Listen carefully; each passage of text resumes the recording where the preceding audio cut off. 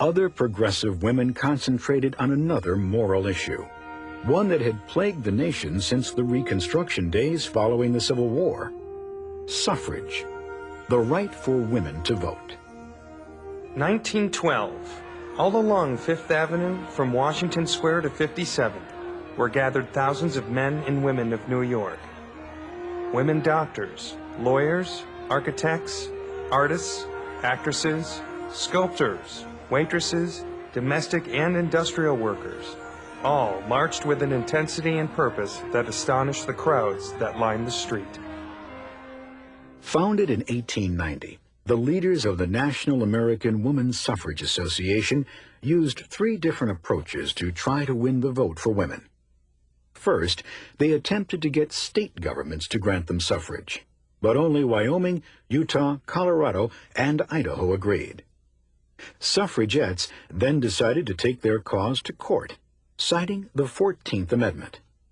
It said that states which denied their male citizens the right to vote would lose congressional representation. Women argued that they were citizens too, and therefore the states must allow them to vote.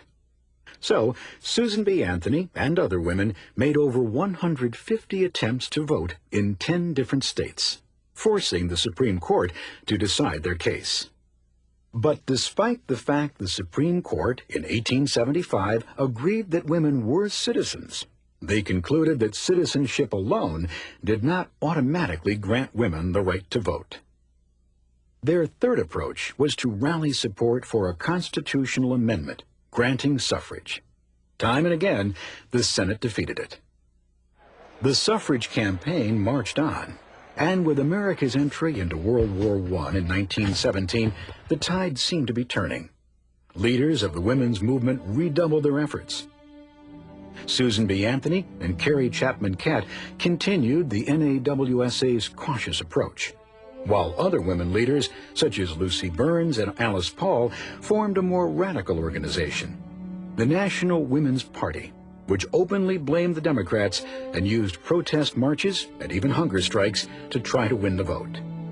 Finally, in 1919, Congress approved the 19th Amendment, and the following year the states ratified it, granting women suffrage.